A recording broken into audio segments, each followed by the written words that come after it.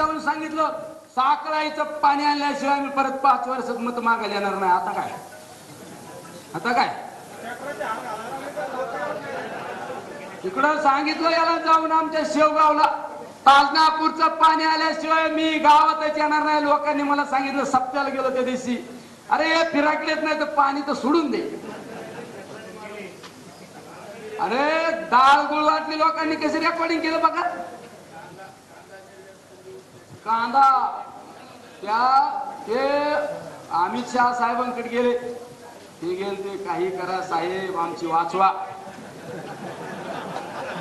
आम्हाला तिकीट द्याच. आणि साहेब इकडं असं दाखवलं की आम्ही शेतीचा कांदा निर्यात बंदी उठवण्यासाठी गेलो.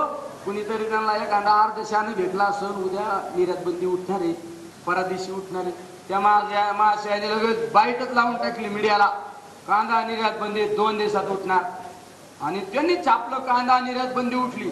पारनेरच्या मार्केट कमिटीत सत्कार नाही, पारनेरला नाही झाला, नगर मार्केट कमिटीत सत्कार, श्रीगोंदा मार्केट कमिटीत सत्कार. त्यांना असं वाटलं का निर्यात बंदीच उठवल्या. भाषण तर असं आणलं, मी ठरवलं होतं जर कांद्याची निर्यात बंदी उठली नाही तर मी मतच मागायला येणार शेतकऱ्याला. भाषण सुद्धा केलं, व्हायरल झालं भाषण. संध्याकाळी त्या सचिवांनी सांगितलं निर्यात बंदीच उठली नाही साहेब, निर्यात बंदीच उठली नाही. मग आता तुम्ही म्हणले होते निर्यात बंदी उठली नाही तर आम्ही मत मागायला जाणार, आता काय त्याच्यावर बोला ना. अरे आमच्या त्याने जे होणार आहे तेच बोललो आम्ही, जे केलं तेच बोललो आणि जे बोलतो तेच आम्ही करतो. दुसऱ्याच्या झेंड्यावर पंढरपूर करणारी औलाद आपली नाही. याचे त्याचे काम मंजूर झालेले प्रमाण लावायचे. आमच्या नारायणगावच्या राजूला फोन केला, त्या ते ठेवलेत ना डायऱ्या डुऱ्यावाले, कुठे राजू डपड्यावाले, फोन आला एका डपड्यावाल्याचा, राजू त्या दलित सुधार योजनेचे पैसे अमुक साहेबांनी मंजूर केले. पुढे आमचा राजू म्हणला साहेब दलित सुधार योजना ही ग्रामपंचायतचा अधिकाराचा पैसा आहे, त्याचा तुमचा काय संबंध, येडेबिडे का, फोन ठेवा. आमचं सरपंच आहे ना नारायणगावची, बरोबर आहे ना. म्हणजे दलित सुधार योजनेच्या कामाचं सुद्धा श्रेय घ्यायला लागले. म्हणलं काय, अरे स्वतः मी तर 1000 वेळा सांगितलं मी माझा लेखाजोखा घेऊन बसतो, तुम्ही तुमचा लेखाजोखा घेऊन बसा. मी माझ्या विकासाच्या कामाचा लेखाजोखा घेऊन बसतो. मी पत्राने कुठल्या तारखेला कुठल्या मंत्र्याला पत्र दिलं आणि कुठल्या सचिवाला कुठल्या तारखेला भेटलो आणि कुठला काम मंजूर करण्यासाठी काय पाठपुरावा केलं, एक दाखवा ना पत्र, एक दाखवा ना. अरे तुम्ही शेतकऱ्याच्या सुपुत्र म्हणून लोकसभेमध्ये कामकाज पाहायला जाता, 5 वर्षात एक भाषण दाखवा ना माझ्या शेतकऱ्यांच्या न्याय हक्कासाठी लढण्यासाठी, एक भाषण दाखवा ना. अरे निलेश लंकेच्या विधानसभेमध्ये भाषण बघा, किती प्रभावीपणे मांडता येते. यापेक्षा माझ्या शेतकऱ्यांच्या मालाला बाजारभाव मिळाला पाहिजे, माझ्या बेरोजगारांचा प्रश्न सुटला पाहिजे, माझे MIDC वाढली पाहिजे, घुसपुरीची MIDC झाली पाहिजे, ढवळपुरीची MIDC झाली पाहिजे, माझे पाण्याचे प्रश्न सुटले पाहिजे. प्रयत्न तर केले ना आम्ही, अंगणवाडीचे प्रश्न मांडण्याचा प्रयत्न केला, राज्यातील वेगवेगळ्या घटकांचे प्रश्न मांडण्याचा आम्ही प्रयत्न केला. आम्ही आमचे जगजाहीरपणे व्हिडिओ रेकॉर्डिंग दाखवू शकतो. आमच्या 5 वर्षाच्या कालखंडामध्ये विधान भवनामध्ये मागणी केलं. तुमचं एक दाखवा ना, तुमचं एक दाखवा ना. फक्त लोकांना एकदम दडपशाही दादागिरी, तुमच्या दडपशाहीला दादागिरीला आता भीक घालणार नाही कोणी, सोडून द्या. चमच्यांच्या जेव्हा राजकारण करणार आहे ना तुम्ही, तुमचे चमचे आणि तुम्ही येत्या 13 तारखेला घरी पाठवल्याशिवाय आम्ही स्वस्त बसणार. याची भाषा करता. लाईव्ह मध्ये काय सांगितलं जातं, गरिबांचं राजकारण नाही, आर्थिक निकष बघा, श्रीमंत उमेदवार पाहिजे. अरे माझी काय चूक आहे, माझा बाप प्राथमिक शिक्षक आहे, मी एका सर्वसामान्य कुटुंबात जन्माला आलो, यात माझा काय दोष आहे. अरे मला तुम्ही जर वंचित दलित जर मला समजत असेल तर त्या माझा काय चुकी. तर मला जर परमेश्वराने विचारलं असतं तर तुझा जन्म कोणाच्या घरात द्यायचं, मी सांगितलं असतं माझा जन्म एखादा राजपुत्राच्या कुटुंबात जन्माला घाला. अरे जन्मदाते आपलं जन्म कोणाच्या घरात जन्माला यायचं हे माझी काय चुकी. आर्थिक निकष पाहिजे. अरे तुमच्याकडे सगळं आहे ना, अरे पण माझा बाप जरी प्राथमिक शिक्षक असेल, माझ्या बापाने मला काहीतरी समाजासाठी करण्यासाठी संस्कार घडवले ना, माझ्यासाठी काहीतरी दिलं ना.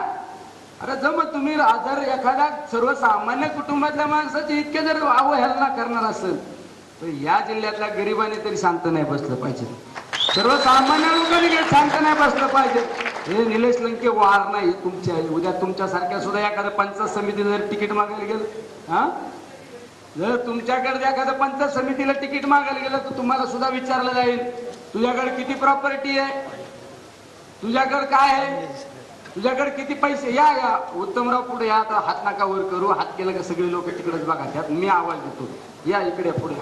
उत्तमराव ठाकरे साहेब इकडे या, वर या. म्हणजे मी कोणाच्या घरात जन्माला, एखाद्या सर्वसामान्य कुटुंबाच्या घरात जन्माला गेल्यानंतर जर तुम्ही त्याची जर त्याला खेदाने त्याच्याबद्दल जर बोलणार असेल आणि सांगितलं जातं काय, गरीब कुटुंबातला माणूस असल्यानंतर भ्रष्टाचार करतो. अहो तुमच्या पीए लोकांनी 15% पैसे गोळा केले ना, 15% पैसे गोळा. हे म्हणजे तुम्ही स्वतः काचाच्या घरात राहायचं आणि दुसऱ्याच्या घरावर दगड मारणारे हे लोक आहेत ना. तर माझे पीएला सुद्धा पीए मला कधी कधी खाजगीत लोक सांगायचं, तुम्हाला फोन करतात मला, साहेब तुम्हाला पीए कोणी. मी म्हणतो मीच माझा पीए हो, मीच माझा पीए. मला तुम्ही 10 वर्षापूर्वी बघितलं, 10 वर्षाचा निलेश लंके ना आत्ताचा निलेश लंके काय बदल वाटला. लोकांना वाटलं होतं आमदार झालं या ना उद्या ना, लोकांना वाटलं आमदार झालं माझ्या डोक्यात हवा जाईल. काय बदल वाटला सांगा बरं, काय बदल काय वाटला. अरे काय नाही. शेवट मी तर सांगतो, जाहीर सभेत सांगतो, मी कालही कार्यकर्ता होतो, आजही कार्यकर्ता असणार आणि उद्या पण कार्यकर्ता असणार. माझ्यातला कार्यकर्ता हा नेहमी जीवन ठेवण्याचा मी त्या ठिकाणी प्रयत्न करणार आहे. एवढं या ठिकाणी इतक्या मॅसेजवर तुम्ही या ठिकाणी उपस्थित आहे. मित्रांनो, आपल्याला या जर निवडणुकीला आपल्याला सामोरं जायचं असेल, आज खास करून आपल्या पारनेर नगर विधानसभा मतदारसंघाचे कार्यकर्ते या ठिकाणी उपस्थित आहेत. ठीक आहे, आपले पाहुणे म्हणून श्रीगोंदा असू, पाथर्डी असू, शेवगाव असू, राऊरी असू, या ठिकाणचे प्रत्येक जण आपल्याला मदत करणारे, प्रत्येक जण आपल्याला ताकद देणारे. पण ही निवडणूक आपल्या पारनेरकरांच्या अस्तित्वाची लढाई. जर उद्या निलेश लंकेचा दगा फटका झाला तर सर्वसामान्यांनी राजकारणालाच आळा बसणार. ही पारनेरकरांच्या अस्मितेची लढाई आहे. जर पारनेरकरांनी ही निवडणूक सगळ्यांनी हातात घेतली तर आपल्याला ही निवडणूक अवघड आहे. जर प्रत्येक जण आपल्या हवेतच राहिलो, आपल्या आवेशात जर आपण राहिलो तर पुढे आपल्याला पस्तावा करण्यापेक्षा आता सावध झालेलं बरं. त्यामुळे प्रत्येकाने, मी उमेदवार आहे, ज्या पद्धतीने 2019ची निवडणूक लढवली, विधानसभेची निवडणूक हे एक छोटं पॉकेट असतं.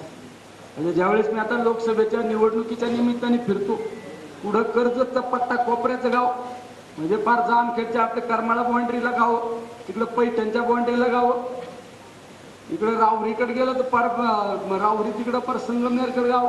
इतका मोठा जर मतदारसंघ, या